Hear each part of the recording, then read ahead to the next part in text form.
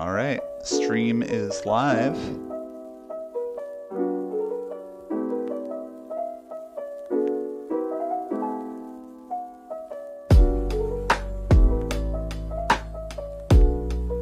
Hello out there in the stream.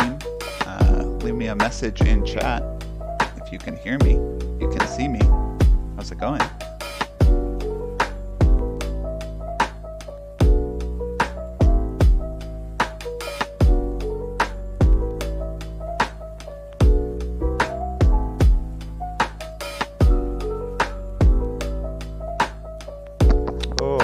Grapes.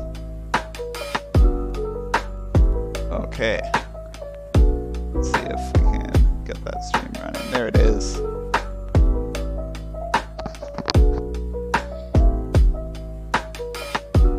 How's it going, everybody? Welcome, welcome. Oh, hey, Mountain Bug. I can see and hear your message. Thank you for saying hello. Welcome, everybody. Ooh. Wonder if I need to turn off my lamp here. It's getting a little bright. Let me see if I can do that.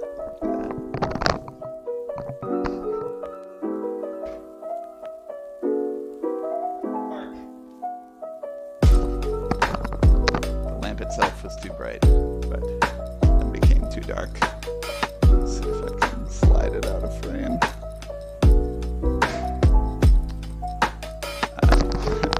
You may have noticed in the background, I still have some eyeballs on the walls from Halloween, so please forgive the many eyeballs on my wall. How's it going, everybody?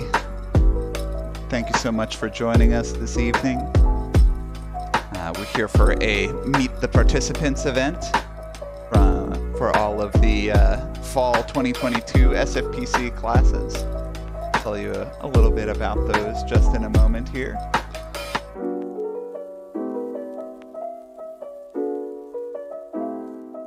Got a really great lineup of current SFPC students here, and I'll tell you a little bit about the classes that they're taking.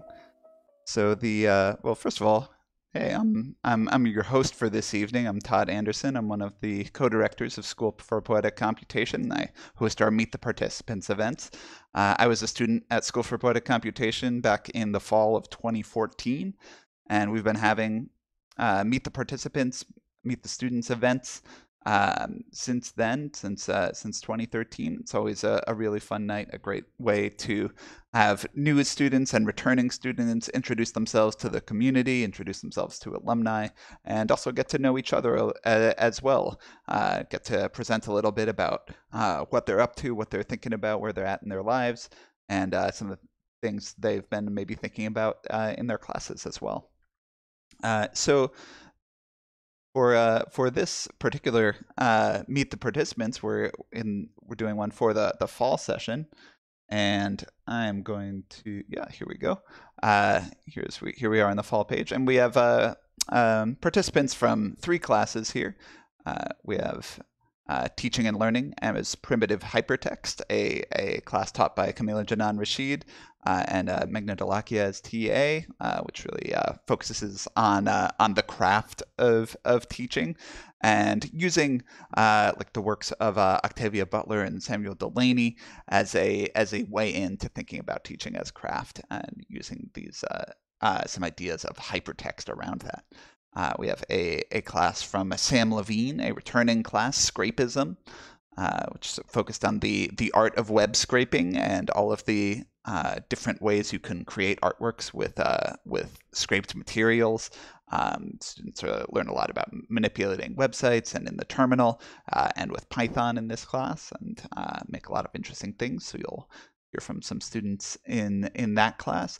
And then we have the class I'm teaching this fall, An Artist's History of Computer Viruses and Malware, where we're kind of going through a history of computer viruses and malware from the 70s to today, talking about how it's evolved, and looking at computer viruses with a sort of aesthetic lens, thinking about what we can learn about about software art and digital art by looking at some of these different virus experiments people have made aesthetically, and also looking at different types of art projects people have made that have some intersections with some of the history of malware as well. So those are some of the classes that you're going to be hearing presenters from. And the one thing before we jump into our presenters here is that School for Poetic Computation, we just launched our winter classes and we just announced them today. So I wanted to give you that first look. Make sure you know about our winter classes coming up, so you have a chance to apply to those. Just pages loading slowly for me. 1 second. But here we can see. Let me go here. Yeah, here's winter 2023. We have a couple of classes. We have algorithmic botany, which is taught by Sean Katangui and Matt Jacobson, which is a kind of class that's looking to use programming to represent plants and botanical systems. Maybe a update on some of the history of like processing, like the Nature of Code series that a lot of people have used to learn to code by simulating natural systems. But here we're going to also be kind of like really trying to connect to and focus on plants as well. That's going to be a really fun one. We have machine language here from Sherry Wasserman and Jace Clayton. I think it's a more conceptual class, thinking about how machines work on a low level, how they communicate, how people communicate with machines, and how machines communicate with each other through language. It's going to be a really exciting class. And all these are starting in mid to late January. And our final one for Love and Science, Reclaiming Science Through Ancestral and Intuitive Practices. That's taught by Kendra Kruger and Zara Hassan. This is a really great class. Kind of, we see it as in maybe a similar lens to our Learning to Love Math class that Nabil Hussein has taught, where it's kind of looking at one of these classic academic subjects, but in a new way, kind of unlearning some of the things we've learned in schools, and focusing with new methods and tying together some ancestral histories as well. So applications are open for these now, and they're open until December 2nd. So if you're interested in applying to any of those, please hop on our website and take a look. All right, that's it for my spiel here at the top. We have a great set of presenters for you tonight. We've got 14 participants who are going to be telling you a little bit about themselves, and let's get started. And well, just one thing before we hop into it. This is a lot of times when SFPC is holding in person classes, we can all get together in the same room and kind of be there and celebrate each other and clap and make people feel welcome. For an online event, we need to really rely on our Twitch chat to hit us with those emojis, with those claps, with those party hats, with those woos, and really let our presenters know they are appreciated and feeling welcome coming up onto our stream to present for you. So let's get it going in the chat and give a warm welcome to our first presenter, who is Sumin Hwang from the Teaching and Learning class. Give it up for Sumin. All right, I'm going to share my screen. Okay, I trust that y'all can see this. So hi everyone, my name is Sumin. My pronouns are she, her. As Todd just said, I'm in the Tuesday section of Teaching and Learning as Primitive Hypertext with Camila and all of my peers in that class who are wonderful. So I guess just to start, something that I'm just generally interested in. Wait, sorry, sorry, there was something in the chat. I wanted to make sure that it wasn't like you couldn't hear me. But yeah, sorry, something that I'm interested in is sort of like the act of dedication or dedicating. And so in thinking about who I wanted to dedicate the next couple of minutes to, I decided to take Camila's advice and cite my mom. So when like a couple years ago, she randomly just like packaged up 150 family photographs for me out of thousands that she had collected from my childhood. And I guess I just wanted to share a couple of those because that mode of preserving and archiving is something that would become really influential in my practice in a way that I don't think either of us really realized at the time. But yeah, this is her. This is me when I was like 2 or something. And this is my brother. And just some like quick facts about her. Her name is Hwang Yijin. She was a really, really beloved preschool teacher for 20 years in San Diego. We joke that she's the most popular person in our family just because after 20 years in one neighborhood, you come to know so many families and children. And she was just so beloved in a way that I never really saw with anybody else in our community. And she was also a really, really talented seamstress. This is me in 5th grade. She had made this like really elaborate like M&M bag costume for me by like painstakingly cutting out and like pasting all of these individual fabric pieces onto a sack. And like as someone who works in textiles now, I feel like I have like a true appreciation for this because this shit would take me forever, honestly. And so I feel like on it, like I just watched her make all of these things when I was younger out of like a care and a really genuine love for me. And I feel like I also internalized that in a way that I don't think I really realized when I was younger. But something that you can't know my mom without knowing is that she believes in faith. This is a really overexposed photo of me as a baby at my baptism. And faith was something that she came into in her 20s. And she often describes it as really heavily transforming her life in a super dramatic way. And I think that just from her, I witnessed the power of unwavering faith within a life and what it can look like to embody a non-judgmental and really transformative love, which like sounds like a really cool and awesome thing. And I detached myself from that faith a really long time ago. But over the past couple of years, I've just started to think more about belief systems within my own life and practice. And coincidentally, at like around the same time when I started to think about that really seriously, it was around the same time that I first read Octavia Butler's Terrible Text. And I think that it was really affirming in a lot of ways at that time. And one of the things that I love most about these texts is that's the sort of foundational concept of constructing and internalizing a constantly shifting and evolving belief system that applies ancestral and cosmic frameworks and methodologies to imagine like wild and radical futurities. I found that idea like super, super life-changing. And so within the context of my work, that looks a lot like using like puppets and costumes and performance to sort of re-embody the methodologies and frameworks of Korean shamanistic tradition, which in turn helps me imagine the different ways that I'm protected by and forever in communication with an ever-changing and ancient cosmology. And in this way, that sort of speculative embodiment becomes a really central and grounding mode of love and preservation in my practice and just generally more broadly in my life. And I feel like it's something that I could honestly think about forever. So yeah, it's a little bit about me and somebody who shaped my life in really countless ways. And I'm really excited to hear about what everybody else has been thinking about and working on. So thanks for listening.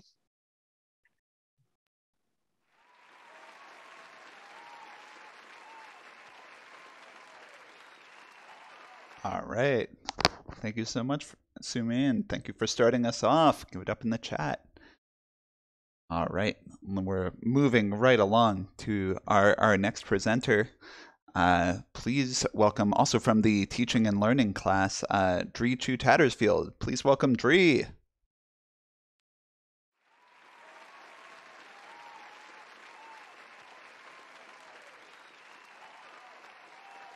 I'm okay. Now I'm unmuted. Hello. Sumin, that was so beautiful, and I will be thinking about it for so long. Yeah. Hi, my name is Dri. My pronouns are they, them, and he, him. My presentation today is just sort of a mix of different things that have shaped me and things that I'm currently thinking about. But yeah, I'm super inspired by Sumin reminding us to cite our mom, which I don't have exactly, but I wanted to start with the places that I feel like have shaped me the most.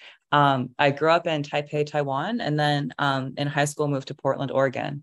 And these are pictures of my two favorite places in each of those two places. So the scallion pancake street food stand next to my house or growing up.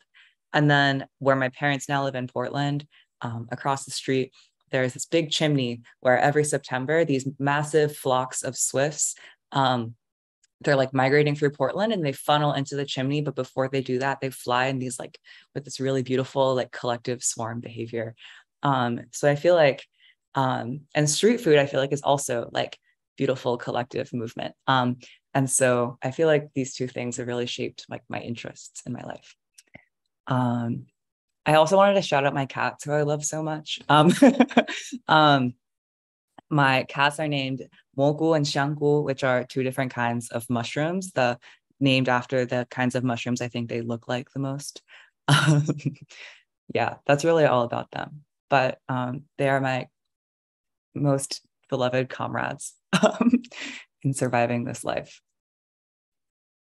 Yeah, a huge part of my life is teaching. And I think something I'm really grateful for with the teaching and learning as primitive hypertext class is that it's helping me see the ways that my teaching is a practice and also the ways that it's really like interconnected with everything else in my life and my creative work, and that it is creative work. But yeah, primarily at the moment, maybe I can zoom in. I'm also currently using like the same Notability app that I do all my lesson notes in, like in class.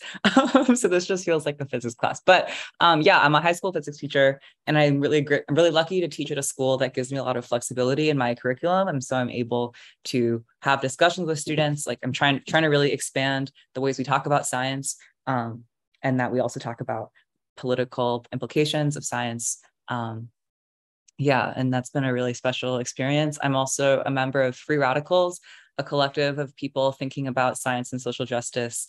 I do a lot of work with them, with the sort of zine group and political education in general. Big shout out to them. They've really shaped the way I think about the world. I also am part of the Octavia Project, which is a really incredible group, especially if you're based in New York. I like really encourage you to connect with them. But it's named after Octavia Butler, and they do speculative fiction education for high schoolers. And this summer, I was one of their teachers.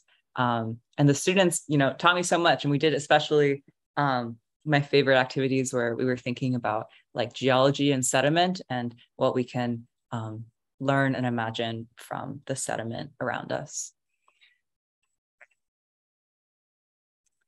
Yeah, I also, something I really love to do is make really small, sometimes very silly video games.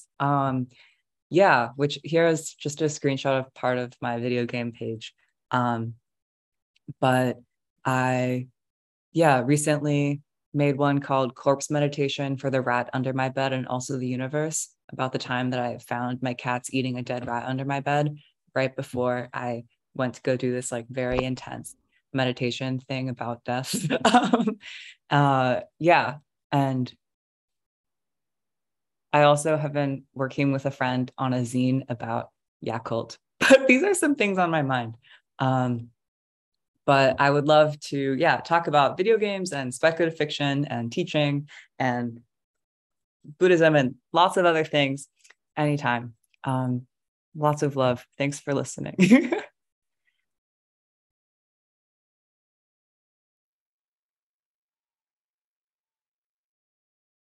All right. Thank you so much, Dri. Scallion pancakes and Yakult in the same presentation. Really swinging for the fences here. Thank you so much for being here with us, Dri. Up next from the Scrapism class, we have Brent Bailey. Give it up for Brent. Hey, everybody. Let me just share my screen real quick. Oh, and I should share sound. Cool. Cool. Hi, everybody. I'm Brent. I'm a programmer and artist based in Brooklyn, and I'm taking Scrapism, and somebody's driving by my house playing really loud music right now, so I'm sorry about that. So a little bit about me. I work at iBeam, which is a center here in Brooklyn that supports artists and technologists all over the world. Specifically, I've been working on Open iBeam, which is a pretty neat digital studio space for artists that you can check out now, but most of their studios are empty because the new round of fill has just started. I also work on a suite of anti-surveillance alternatives to popular software that's called Underscore. So think things like Google Drive or Figma, but with collective ownership and data sovereignty instead of Mark Zuckerberg being able to read your files. I'm also an artist. So a couple of years ago, I worked with machine learning to train models on my email, text, voice, and video data to try and totally replace myself online, which was a pretty weird experience. You can read about this more on my website. I'll share links, but there were some fun results, like when I used sentiment analysis to make a text bot based on my angry self, and then that bot agreed to kill me.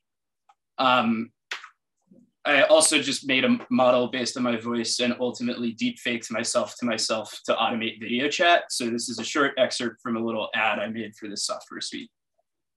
2. Using deepfaking and audio machine learning technology, we can handle your calls for you. Simply download our model, and it'll take all your calls for you. Just watch.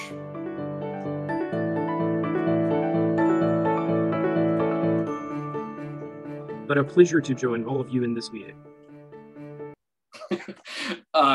So I think a lot about digital identity and weird stuff. Using forward. I also make cursed 3D renders that you can see on my Twitter, and I'm trying to make some games with these, but they're in progress. At SFPC, so I'm taking Scrapism, and I've really been appreciating the opportunity to think about how power expresses itself through digital infrastructure and how our own identities are mediated through databases and big tech companies. I've also been really curious about scraping as a method of recreating archives held by these large and opaque companies for my own use, which leads us to what I'm working on now. I'm working on a project with LinkedIn. It's a really fascinating and awful platform that I've been fixated on for a while. It's where people go to perform enthusiasm for their labor in the hopes of getting a job, and also go to post extremely cursed content. You may be familiar with this form of interview advice.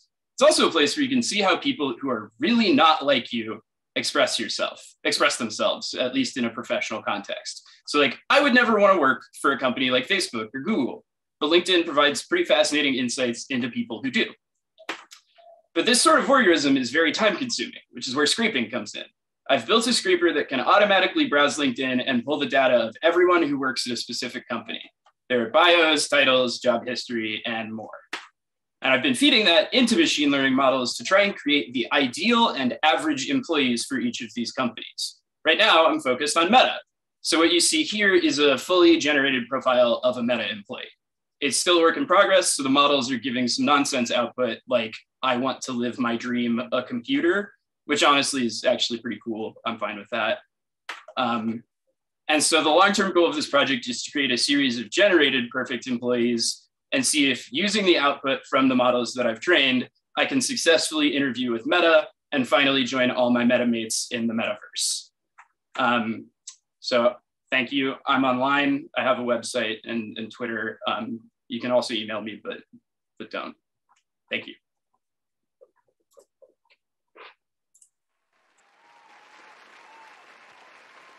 Thank you so much, Brent. Really enjoyed hearing about those projects. All right. Coming up next, we have our first participant from the Artist History of Computer Viruses and Malware class. Please welcome Jessica Stringham.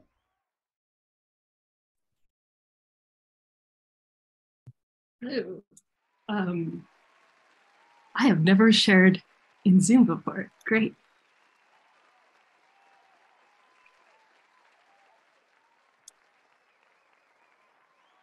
Oh yeah, do you have to do the Mac permissions?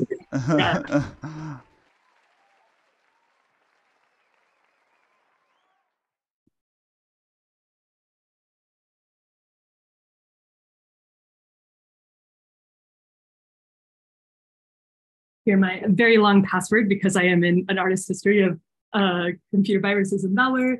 and I work adjacent to cybersecurity, so I have a long password. Okay, so I have to quit and reopen. Would it be better for someone else to go first, and then I'll... Sure. Yeah, we can come back to you next.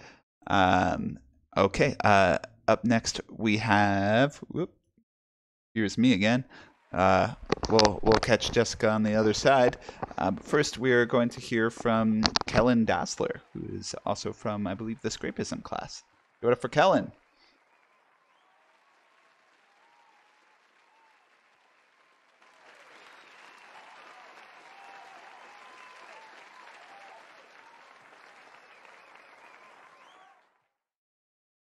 I cannot hear you, Kellen.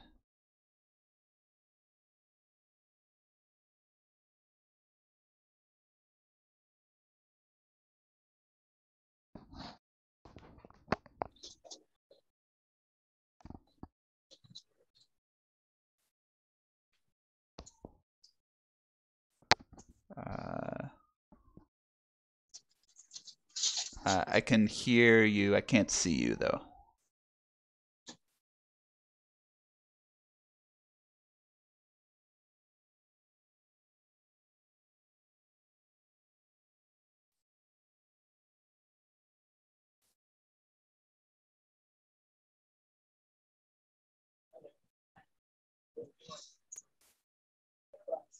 Kellen, are you there?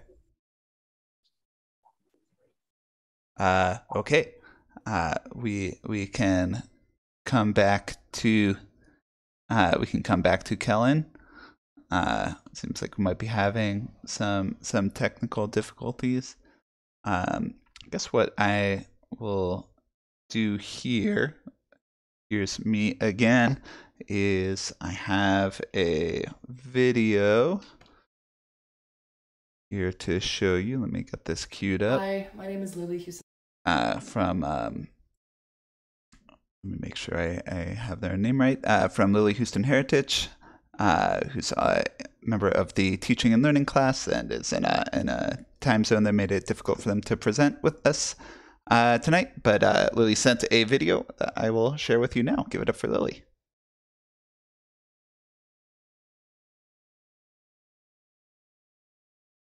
Hi, my name is Lily Huston-Herterich. I use she, they pronouns. I am pre-recording this at 1:35 in the afternoon in Rotterdam, in the Netherlands.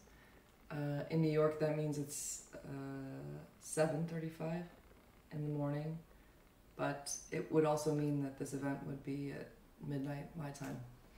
So I have a day job. Usually I'm working from home today, so I thought it would be healthier for me to record something. But I'm sorry that I am not live watching your other presentations. I will catch up on them when I'm awake. I'm from Chicago. I also have Canadian citizenship and I lived in Toronto. But this is like the three major places I've worked and created community, and people that are important to me live there. I didn't know how to approach this presentation, so I wanted to start with a document that I have been ignoring for a little bit as a method to remind myself what I'm doing. And this is a board I've made that was maybe a way to start thinking about how my methods and my interests intersect in my studio practice, my writing practice, which is why I am in the cohort of Camila Janan Rashid's Primitive Hypertext Friday session. This is a map of my practices. Ongoing practice is really informed by Camila. I watched a talk of Camila's online during COVID that she presented to the Master's of Fine Art program in Rotterdam. And her articulation of ongoing practice, or a practice that kind of has no end, no beginning, and feeds itself in terms of sustaining ideas or concepts, really has stuck with me. And so I have to list Camila as a reference to this ongoing practice node. One-to-one transmission is thinking through friendship and conversation, thinking about things that are unpublished or outside of formalized artistic publishing, but ends up becoming sort of fundamental in the way that we develop our a sense of self and also our public self. This is leading to memory, the ways that we remember or can assign ideas and how we have them and to whom we are indebted to for having them, which leads somewhere here to acknowledgement. I'm working on a project called Ongoing Manifesto for Radical Dependency, which is thinking through the ways in which artistic practice can hold and host their dependencies more efficiently. By dependencies, I mean everything from the people that that you are informed by or inspired by to the ways in which you sustained yourself while having your own practice. So my day job is working as a social media marketing and communications team member. I live in a house that is owned by my girlfriend. I have a studio that I share with a friend of mine called Dagmar Bosma, who put me in touch with the people that run the studio. And I paid for School for Poetic Computation through a fee that I received from School of Commons. So this is an example of maybe a lineage of dependencies. And I am thinking about the ways in which these stories or these lineages can be held on public platforms, specifically websites. I had a list of links, and again, I'm sorry, I'm only giving information and not receiving information tonight. But I hope I'll be able to reciprocate in other ways very soon. Hi, my name is Lily Huston-Herterich. I use she, they pronouns. I am recording. Yeah. Let me get back to the Zoom here. All right, let's give it up for Lily. Yeah, I love seeing the mapping of the dependencies that bring us to one of these places. And I'm sorry for not clarifying for those of you who are presenters and watching from the Zoom call. I realized I just broadcast that video only to the stream, so I'm sorry if that was confusing for those of you in the chat. Okay, I want to check back in. Either Jessica, are you ready? Let's try it out. All right, give it up once more for Jessica Stringham.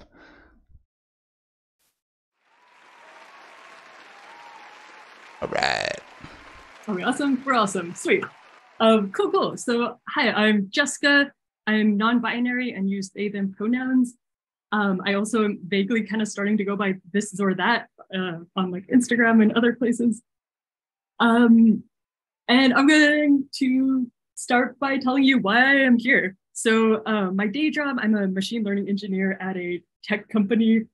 The pandemic, let's see, so 2019, some things happened in my life and I moved back to the States, immediately went into the pandemic and had like a long period of being kind of like isolated and kind of sucked for everyone and it sucked for me. And I kind of stopped making things for a while and I just worked too much and it kind of sucked. But then happy story though is like I came out of the pandemic kind of with a better idea of like what I wanted to invest my time in. So I'm kind of starting to figure out this like intersection of technology and art and stuff. I went to ITP camp this summer, which was really great to kind of start to form this community. Folks there told me about SFPC, and so I am here now taking the class on an artist history of viruses and malware. What's also very cool is that I like my day job is also kind of like adjacent to cybersecurity. We're trying to find fake accounts and compromised accounts. And so it's kind of like beautiful that it kind of connects what I spend 40 hours a week on with like my art practice kind of thing. Love the aesthetic, et cetera, et cetera. Yeah, so some things that I'm exploring. One thing is like material. I write a lot of, so I write code that creates art. And so one of the things I've been exploring more is like bringing it into the world somehow. Had a lot of fun at ITP camp with laser cutters for the first time. I have this like old phone that I plugged into Arduino and you can like dial things on it. It'll draw things on a screen. Other things, I'm calling it bug harvesting. I like to build things from scratch. see what breaks when I do that, and then try to do that on purpose. That's how it's kind of turned out. So this one, I was trying to make this sphere shaped thing in the upper left corner. I messed up and kind of like created these artificial bounds around things. And I thought that looked really cool as well. So then I turned around and tried to like do that on purpose, but with this like weird 3D spinning around thing. This one I'm doing in Touch Designer. The other ones I do in Rust in Nano. And then another thing, so I'm a machine learning engineer, but I'm also really interested in using like small data instead. And so using like ML techniques on kind of like more human-sized data. So this drawing, okay, so I had this project where I took a picture of cream cheese. It had like a weird structure on it. And then I used some modeling kind of things to try to reproduce that texture of cream cheese. And I drew it somewhere and I was like, wow, it finally worked. It took me a while to get it to work. And then I was like, okay, great. I'm going to move it over to a new picture. And then I had a reference image of a tree and I did the same thing and I drew cream cheese again. And I realized I just made a really good thing for drawing cream cheese. But the technique was cool. So instead of using reference images from the real world, I actually just like draw little dots and stuff and then have it learn from that. And it actually makes this like pretty cool effect that you can kind of vary over time. This is another one I did a while back where I took some like face data sets, but I trained an autoencoder on it. So basically I was able to make it so you could have a vector of numbers and it would draw a face out of it.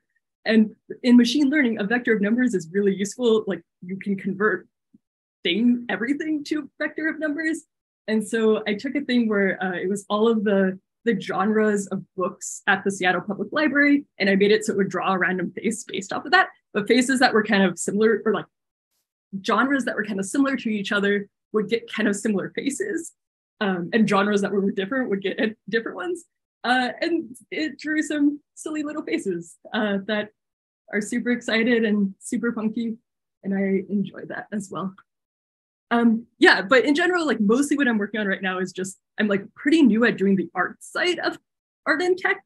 And I'm trying to meet more people who are doing this to kind of figure out what I want to do with it. So I think you're cool. Let's be friends. Find me on Discord or the internet, for etc.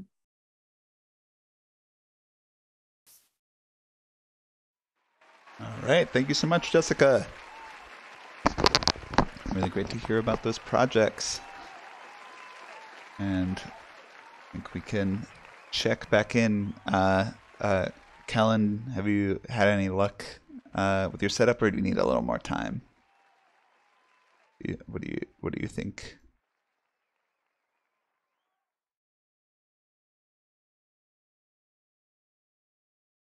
Should we give it a try?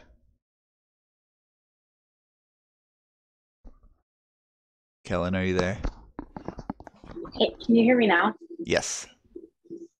Amazing. Okay. I don't see you. Sorry, I am having some Wi-Fi trouble. Okay, let me try the video. Okay, is it working now?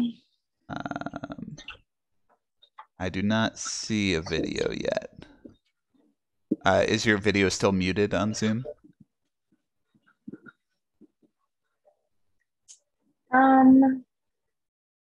Yes. Hold on. Can you also hear me okay? Yeah, we can still hear you. Okay. Can you see me now? I can't see myself, but sometimes... We can't see you yet. There's the video icon in the bottom left on Zoom where it says clicking on it. Next to them. Oh, so you're clicking on it. It's still showing you as muted in here.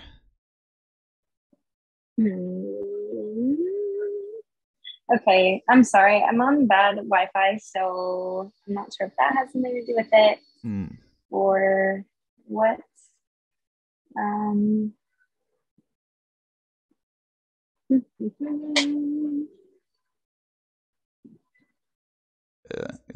Does it have the right camera? If you look at the camera options. Privacy thing.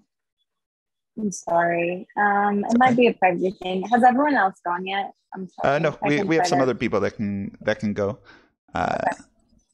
So yeah. If you want to test out your video anytime there's not a current presenter, if I'm just talking to the audience, you want to flash on your video and see if it works. We can try that. But yeah, hopefully we can hear from you later. And if worst comes to worst, we can have you just talk a little bit without video. Awesome. You can let me know an image that I should bring up or something. Okay, we'll check back in with you a little later, Kellen. So, and I don't think I see Cindy here, which means up next we're going to hear from Gladys Regalado from the Scrapism class. Give it up for Gladys.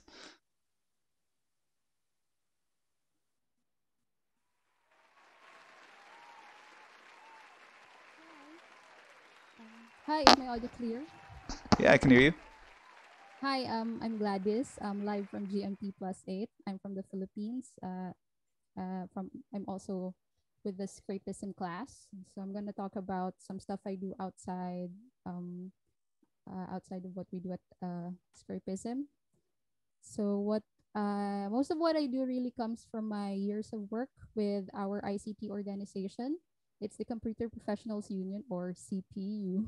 So it's Filipino technologists that advocate for free and open source software, and really thinking about how technology, especially communications tech, affect the majority of the Filipino people. So we're a society mostly of peasants and workers. So that's the context that we're working around. Some of the stuff that we do is SFD, or Software Freedom Day Philippines. We've been doing this since 2008. So it's just a big gathering of students and professionals learning about FOSS. Another thing that we do is engaging ICT professionals in Philippine elections.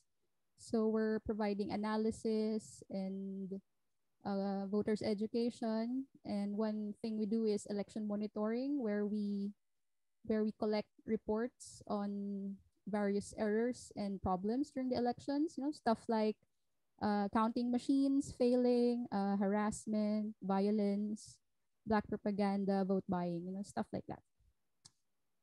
So this informs my interest in tech and society, my work with CPU. And I'm sharing this part, my work as a creative tech for an artist. I guess this is where I really started to think about computation as something poetic and artistic. So Martha Atienza is a Filipino artist, and I've been commissioned several times to make things move. So here in this work, we're manipulating the movement of mangroves. So I work with technicians from the Philippines and the Netherlands. And one idea that we're really thinking about while working together is island technologies, because in her hometown, it's a small island that takes a lot of transfers, or different modes of transportation to get to from the capital.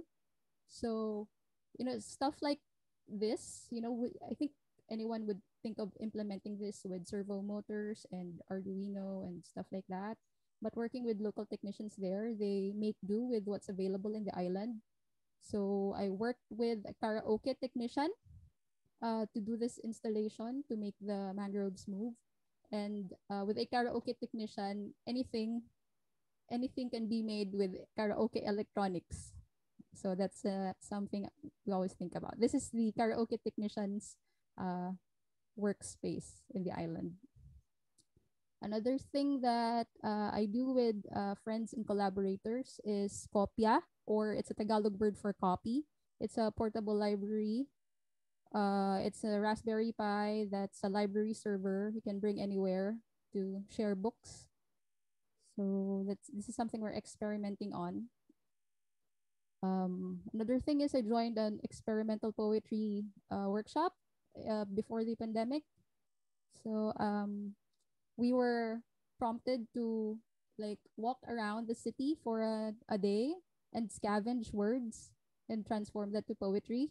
But coming from a technology background, it was kind of out of my depth to like compose something from words. So I thought about making something from numbers. So I collected receipts from the street, from shops, and then processed that and visualized that.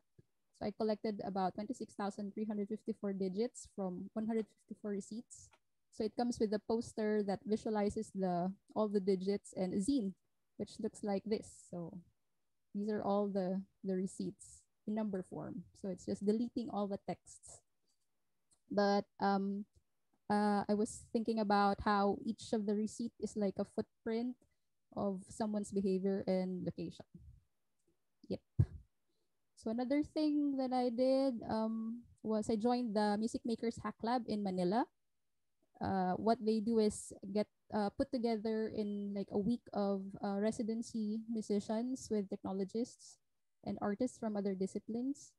So I was working with a theater director, Shinoda Chiharu, and we were thinking about the karaoke as a teleprompter.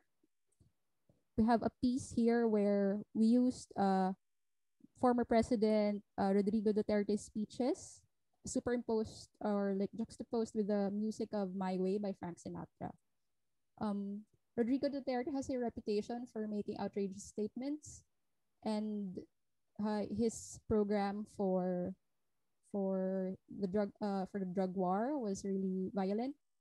And My Way has an urban legend in the Philippines where if you sing My Way in a public karaoke, there's a great chance that you will be murdered, because there have been a lot of reports of like gunfights and knife fights over people wanting to sing My Way.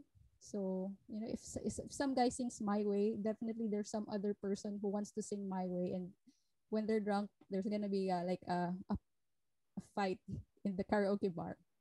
So, yeah, we put those two things together. So it's Duterte's speeches and some videos. It's like a montage of videos from stereotypical karaoke imagery and the drug war in the Philippines. So this is the ending of the performance during the hack lab.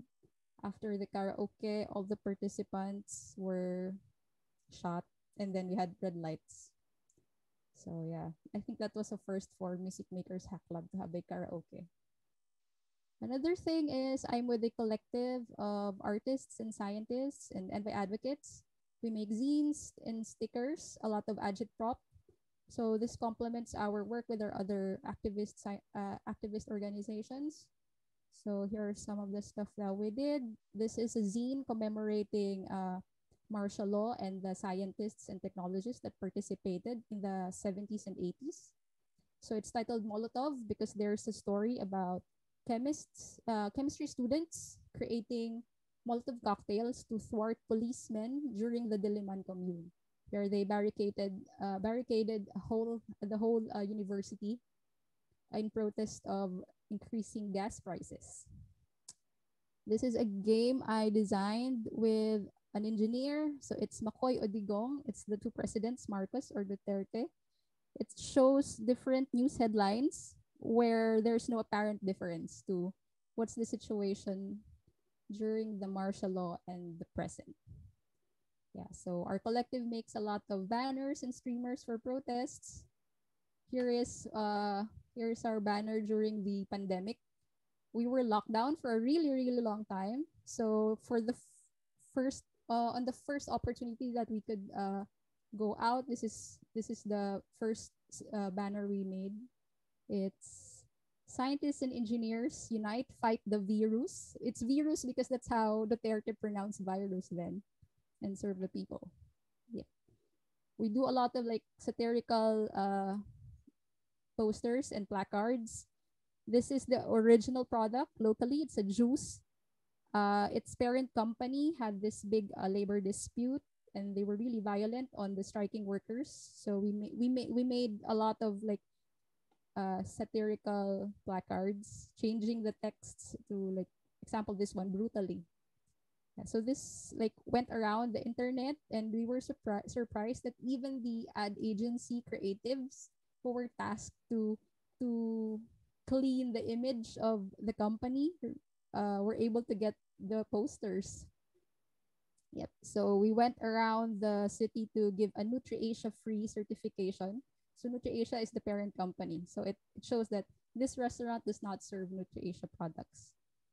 Yep. And one of the things we're working on right now is the SIM card registration, which was passed in the Philippines. And then another thing during the pandemic, we made posters, information posters about basic health concepts and about COVID-19. So this is an example of the poster in a public market. And then I think this was translated to up to 26 local languages. So a lot of like collaborative work online with volunteers to translate science and health concepts. So yeah, that's what I do outside my Scrapism class. Thank you.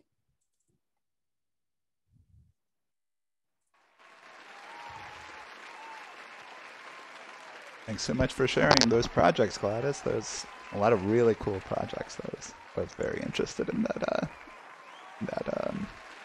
altered karaoke setup. That was very cool looking. Thank you so much for sharing those. Okay. Up next from the Artist History of Computer Viruses and Malware class, please give it up for Giselle.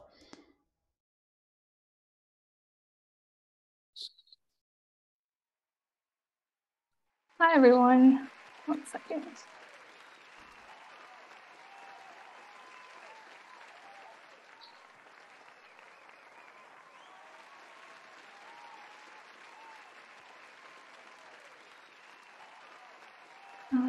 Can you all see my screen?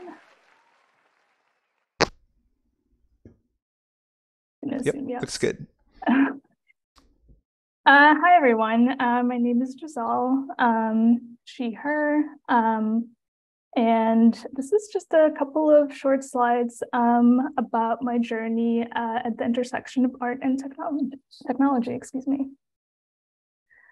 So I'm a software engineer, an artist based in Brooklyn. I am also a classically trained musician, and I play and I teach piano. I also do some art, and my visual art mainly centers on themes of nature, identity, language, and memory. And it's sort of a way, it's been a way for me to explore my culture and the ideas of sort of belonging and home. I'm also very interested in the relationship between the digital and the non-digital, and how technology can be used for social impact, as well as a tool for resistance, which is what really interested me in the history of malware, of course. These are just some of my old drawings. I really like trees, and I really like birch trees. And these are some of my drawings. And one of the projects I wanted to share is the e-waste zine that I worked on with a collaborator. It was inspired by my relationship with technology, not only as a user of tech on a daily basis, but also as a software engineer who actively contributes to code, writes software, and even occasionally affecting physical hardware. So I did a lot of research on how technology that we use every day, our iPhones, our computers, how they're created, and the journey of different materials from their creation and extraction to their eventual disposal. And it was very disappointing and shocking. And so I really like that the final product for the project was a physical object that was printed on paper as a sort of resistance to digitalization. And I think this project really helped me be more self-aware about my relationship with technology and understand the trade-offs of choosing digital. I think we think of tech and websites as these sort of things that aren't really necessarily real, but they do have a very physical presence in the world. This is just a page from the zine. So on the left, there's some information about rare earth minerals, which are used in making a lot of things, including smartphones. And then there's some information on the right about what disposal or recycling of e-waste, which is electronic waste, how it's currently handled. And another small project I wanted to share is my Untitled Train game, which was a bit of a pandemic project for me, which kind of started as a couple of friends and I just challenged ourselves to create some games in a short period of time. And at the time, I was very inspired by early text adventure games, Dungeons and Dragons, just narrative-based games, as well as just my love and appreciation of mystery stories and detective stories. And this is just a short video of like a preview for what that looked like.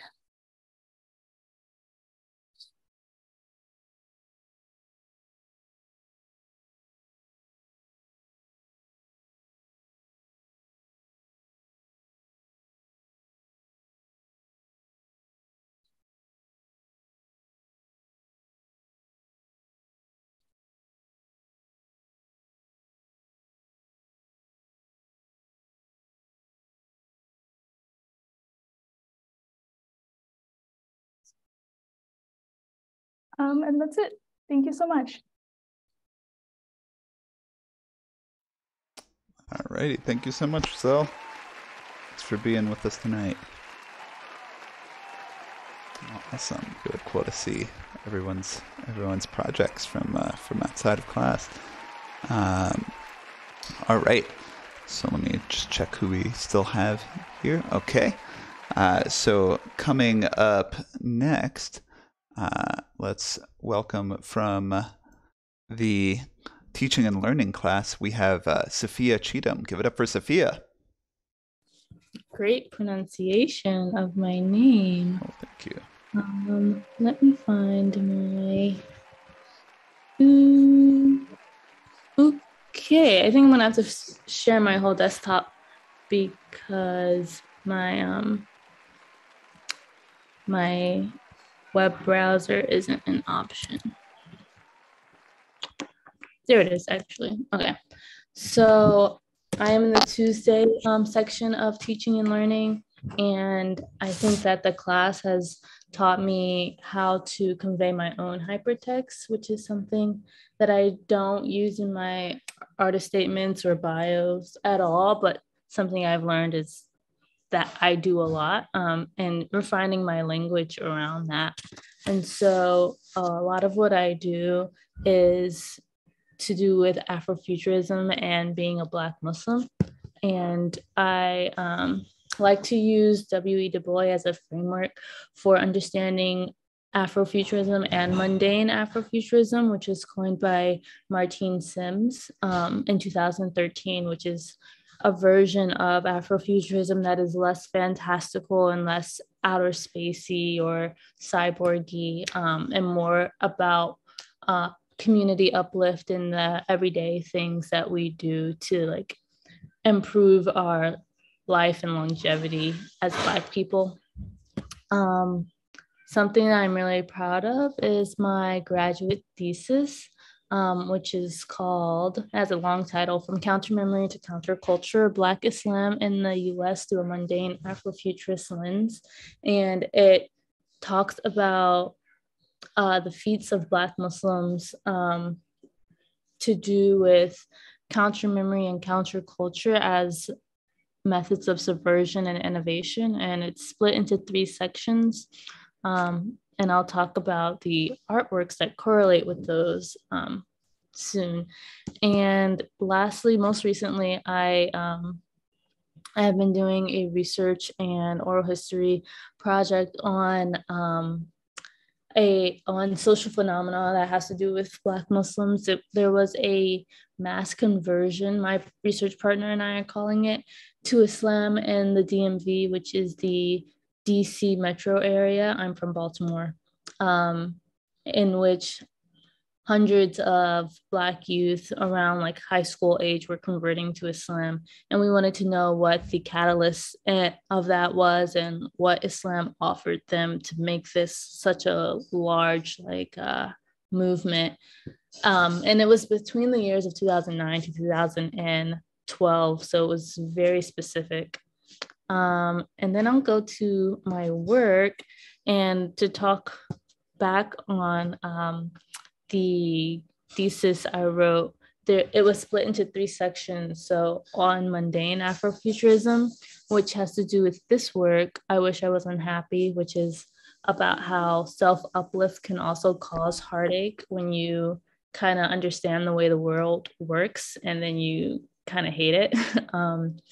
And on counter memory, which is, actually, I'll go through these and show pictures. On counter memory, which is about the Yarrow Mammoet, which is this guy who was enslaved and brought to America and did a lot of impressive things post enslavement. And another section on counterculture. And I talk about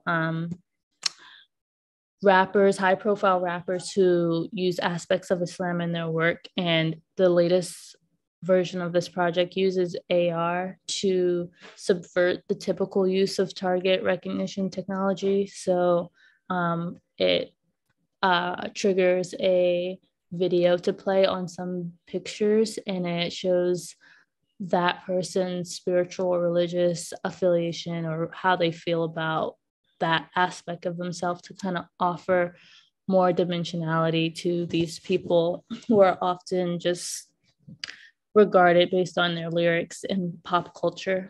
And so I use AR, I use Unity and Spark AR to work with AR. Oh, I forgot to go through these. So I'll go down here and show some of the pictures. So this is a photo collage that uses augmented reality. Those are some of the pictures that are in the collages. And I co-produced a podcast called Obsidian, which is a speculative fiction narrative podcast. My creative partner, and I, which is him, Adetola Abdul Qadir, we wrote short stories at the intersection of Afrofuturism, technology, being Black, and other types of sci-fi. I'm a very big sci-fi person and I love disaster movies. And we have 3 different sections of stories. So we started with these, it's an anthology, so none of them roll into the next.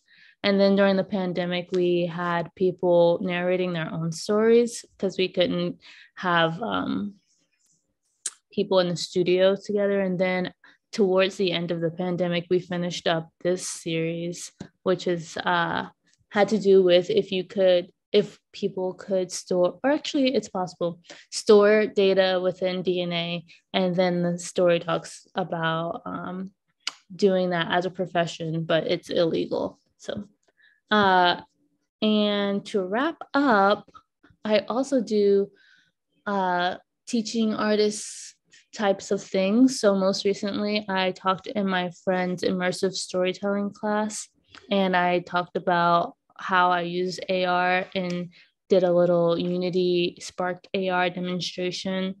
And I like collaborating with galleries and museums. So I've done multiple activities with the Baltimore Museum of Art, and it just ended, but a member of the Walters Museum's Islamic Art Advisory Committee. And so I enjoy those types of collaborations and I enjoy public programming. And I'll just scroll through here to show other types of teaching projects that I've been a part of. So yeah, that's me.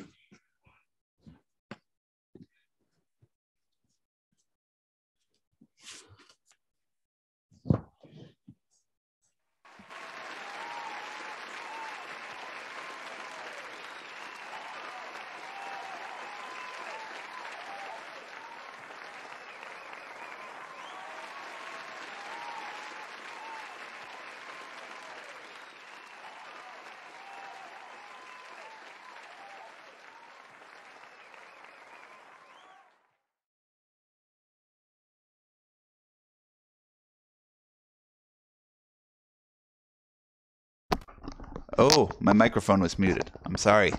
I was coming through. I heard just slightly. But thank you so much for that presentation, Safiyah. It was really great to hear about those projects. Okay, Galen is informing me that I was muted as well. It wouldn't be a live stream I'm hosting if I wasn't accidentally muted. For at least a little part of it. I was just checking in with you in the Twitch chat and thanking you for being along for the ride, for sharing your Wednesday evening with us. Really enjoyed spending time with you. We've got a few more presentations for you. Then go off into the night. But coming to you next, we have from the Scrapism class, please welcome Nat Schager. Good up for Nat. Hello, everyone. Let me share my screen. And hold on one second. Zoom is blocking the play button. Oh, come on, Zoom. There we go. Okay. Hi, my name is Nat. I'm a media artist and a programmer. I currently live in the Bay Area. I've been in California my whole life. I live in Alameda right now, which is right next to Oakland. And I worked in mostly XR professionally. I worked at like TikTok and Snap. I did an internship there and previously at Stanford as well. And I'm currently an artist in residence at Gray Area, where I also teach some classes. And I'm still kind of like a baby artist, I think. I've just started getting into it a few years ago and slowly ramping up. But I like to do speculative ecologies, world building, and like different simulations. And I also like to paint and stuff. So I'm kind of like all over the place. And my hobbies are like plants, as you can see here. And also some like invertebrates and like meditation and fashion photography. So this is a gray area where I currently am sort of like working. I guess I'm like half working right now, but yeah, it's like a theater and there's music that happens there, but also there are like art events that happen there. Sam Levine, who's our teacher, actually did show a piece here for like the Gray Area Festival a couple of weeks ago. So it's a pretty cool space. And there are different like workshops and stuff. So I've taught workshops, and here's one I actually made during a workshop. It's like this 3D web piece, and it kind of just like takes the environment around and like pastes it onto these weird ecologies and like distorts it. Oops. Something else I also made at Gray Area is like this. This was for like a final project for a class. It was called Abyssal Connections, and it was like this web page that's also an installation where you interact with these fictional beings who speak this procedurally generated light language, and they like kind of like talk about food. They say hello to each other, and they also talk about the temperature of the ocean and stuff like that. So they have things to say about the ecology. Here's what that looks like. So yeah, this is a web page and you can open it up, but it's also connected to a server running the simulation. So I like to also have people interact with it when it's like projected on a wall. I've only done that a few times, but it's like pretty fun to see your art really big. And then also XR is kind of like what I've been doing professionally. And I don't usually like to talk about professional or commercial stuff, but I was pretty proud of this effect. It's like this Sailor Moon inspired effect where you, it was like on TikTok only, and you like raise your hand and then you kind of transform. And the thing I really like about augmented reality is that it lets you explore different identities and like versions of yourself. And so, yeah, I guess with like this, I think there are some analogs between like the transgender experience and also like just like this these sort of like transformation sequences. So I was like really interested in giving people some tool to explore that. And then here's another effect that I did. It's like this sort of long feedback loop. But anyway, I think I'm taking a little bit too much time. So here are my Blender renders. I like to do weird renders sometimes, and they're kind of also speculative ecology related. And this one's a little bit more about like death and skulls and stuff like that. And I also like to do creative coding.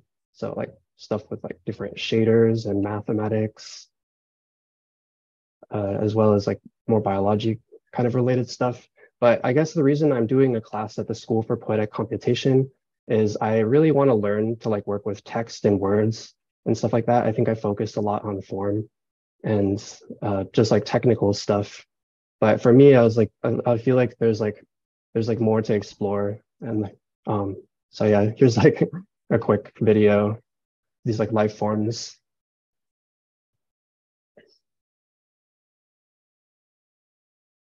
But anyway, I like the idea of Scrapism, which is the class I'm in, because I kind of wanted to like feed these life forms different things.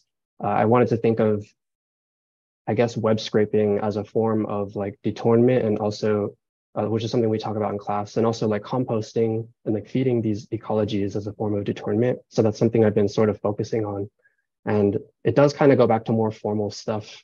But here's like one of the assignments I did, where it takes a line of text and then it kind of just like literally cuts it up and turns it into ribbons and then interlaces it with other things. The first thing I fed into here was a poem, but I think that a lot of different things could work. So like I fed news articles into here as well. And then the last project I've done for this class is this form of digital composting. So this is Facebook's privacy policy, and I'm like growing these like organisms on it. And they start with a word, which sort of determines their genes and color, and then they just slowly devour the text over time. The simulation is like super sped up just for the point of this presentation. And yeah, here's another one. I also fed a lot of things to it, but I fed like a Fox News article just to see what kind of stuff would come out as well. So just like what sort of like species these, I don't know, literally rotten pieces of media might generate. And I think that there's like beauty in rot, because then these different life forms can grow from it and sort of like change the information of the page. So yeah, that's what I'm interested in right now, and just exploring stuff like that with Scrapism. It's been pretty fun. So thank you so much. I don't know if I went over time or what. I forgot to turn my timer on, but here's my Instagram, my TikTok, and I'm gonna make a website at some point to put my work. But yeah. All right, thanks so much, Nat. You were fine on time. Don't worry. Thanks so much for sharing with us. And I think we might just have one final presenter for you this evening. So please welcome our final presenter from the Teaching and Learning class. Give it up for Amina Ross. Hello. Okay, I thought there was a person before me, so now getting ready. Okay, let me share my screen. And sort of in the spirit of hypertext and free association, I'll just be sort of navigating my browser, and then to give myself some good structure, I'll be reading from my phone. So yeah, my name is Amina Ross. I use they, them pronouns, and I'm an artist, thinker, student, educator, lover, family member, and friend. I'm a participant in the Friday section of Teaching and Learning, facilitated by Camilla. So far my section has only had one class, but already I feel deeply enamored with the idea of primitive hypertext as a framework to hold and name ways of thinking that are sprawling, associative, and embodied, how my mind and body tend to move in the world. So I'll sort of start off by talking a little bit about my educational practice, and then in the corner here, I'll silently play our first assignment, which was to create a visual representation of our hypertext. So the things that we're looking at, reading, and taking in. It has audio, but for clarity's sake, I'll play it silently. And then I'll just navigate over here. Between roughly 2011 to 2020-ish, I co-founded and participated in a number of collective projects that centered learning and teaching as lifelong relational practices, unbound by disciplines, concepts of expertise, or mastery. Some of the groups I was involved in was Third Language, which you can see some of our zines here on issue. It was a queer art collective that published a number of transdisciplinary zines and held workshops in printmaking and experimental time-based work. Beauty Breaks was another project that I founded and co-ran with two lifelong friends, AJ McLennan and Jory Drew. And This stemmed from my research from the Johnson Publishing Company's magazines. They were the publishers of Ebony and Jet. I created a series of anti-capitalist, pro-Black workshops influenced by consciousness-raising groups of the 1970s. And then the titles and themes for these workshops were often couched in language borrowed from beauty and wellness industries and advertisements. Another group that I worked with that you can read more about here at the Colanut Collaborative's website is Cooperation for Liberation, or Co-op for Lib for short. It was a reading and working group that studied and taught about solidarity economies based on Black cooperative economics. They're still doing work in Chicago, but since I've moved back to my home of New York, I love them from afar. And so there, you can sort of read about a few of these projects. There's chapters in each of these books about the work that I've done with the people that I loved across the years. So in addition to that, I'll put my website up here. Oop, I clicked on it, go back. I make things. I make videos, sculptures, sounds, and situations that consider feeling, body knowledge, and intimacy as survival technologies. The artworks I co-create question how systems of power condition reality and how Black, queer, trans, and femme people refigure and resist these systems in order to thrive in safety. I often use found bedding and combine hand and machine embroidery and quilting. I gather rainwater and moss. I work with moving images on monitors and in projections. I render virtual worlds using computer-generated imaging programs. Salvaged metal and wood create platforms people can exist within or on. Often the virtual and the physical bleed into one another. I'll play this little loop in the corner of one of my animations that typically sits behind a window. I'm currently within my practice of making things. I'm feeling through the experience of video, sound, sculpture, and installation through my lens as a learner and educator. I see my work within exhibition spaces the way I see my work within spaces of learning, as spaces to try out liberatory ways of being, of seeing, of hearing, of loving at small scales. I view my creative practice as licensed to be otherwise for brief periods of time and with others. My ideal classroom or creative space is a container for powerful collective experience. And within this class, I'm hoping to better bridge what can be perceived as a divide between the work that I make and the work that I do with people. So that's that on my end. Thanks, everyone.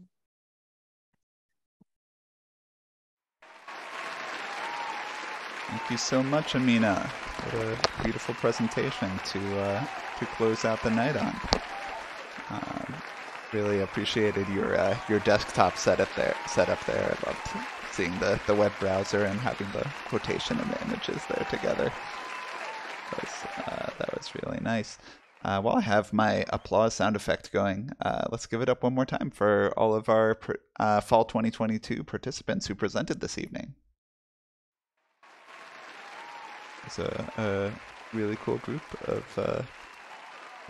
thinkers, learners, creators we got to spend some time with.